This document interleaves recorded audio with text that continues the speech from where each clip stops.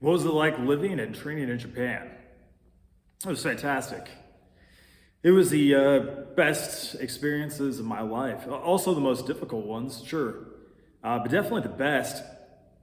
You know, the long and short of it was they demand that you give everything to professional wrestling, and if you give everything to professional wrestling, then you pretty much get it in return.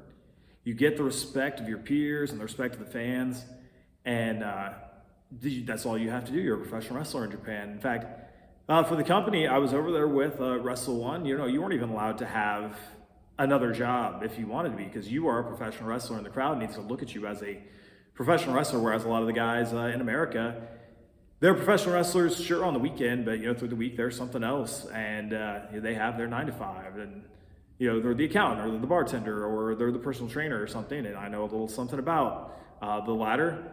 So when you're in Japan, it's great. You know, we had to train twice a day, and once was in the ring, and that would be 2 to 3 hours, and then the other was 2 hours of a weight room session or whatever you want to do. And most guys lifted weights, but one dude did kung fu, and another guy taught jujitsu and did jujitsu. And there's other people that like to run and do that type of cardio and stuff. So we get to the quote unquote in ring session up at the ring, and we lived in the dojo. We lived in the building that had the ring in it. So we'd go from our second floor dorms up to the fourth floor gym, and we might do 500 squats or 1,000 squats or 2,000 squats, and then we might get in the ring and I'll do all these rolls and run all these blow-up drills, and then we might shoot. And one day there was just a shoot tournament that happened, and we just wanted to see who could actually legitimately stretch everyone else. And I came in second to the guy who was a very established Japanese university wrestler. So no shame in that game, and it definitely got me some street cred with all the boys there. Because if they think you're a dangerous badass, they respect you a lot more, and it's that kind of culture, right? They really respect that. So it was awesome, and there's a reason why. Every day for 9.5 years, I did my at least 500 squats unbroken, usually more like 1,000. Because I knew in Japan every day you'd have to at least do 500 unbroken squats at least one time. And if you're really, really good at it, you can get that down to like 10 minutes. So it's not even that long. But it is torturous, you get to a couple hundred for the first time and you're burning, and then 500 every day is nothing. And then it's like, well, I'll just do like 3,000 a day because screw it. And I've done 5,000 just because I could do 5,000, and that makes your conditioning stupid. And wrestling in the ring over in Japan isn't like wrestling anywhere else in the world, because 2 or 3 minutes of in-ring cardio and conditioning over there is like a 20 or 30-minute match on the independent scene in America, because they go so hard and everything is so real and intense and believable and vicious.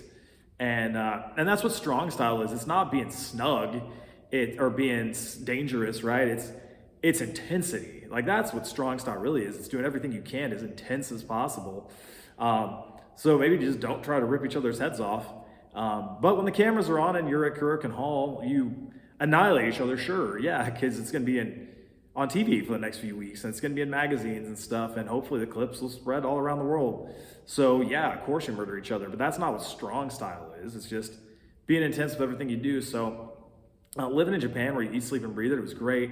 And down in the kitchen, the young boys make the chankanabe, the chanko, sumo stew, and cabbage and chicken and vegetables, and maybe hot sauce and maybe tofu, and whoever decided to cook that day, and whatever they decided to get at the grocery store, and then bowls upon bowls of white rice. If you can be lean and start to get ripped, eating like 500 grams of carbohydrates from white rice every day, you're putting in the work. And it isn't like a mystery why I became like ripped after 90 days there one time, even though I had like 5 or 6 bowls of 3 to 4 cups of rice every day.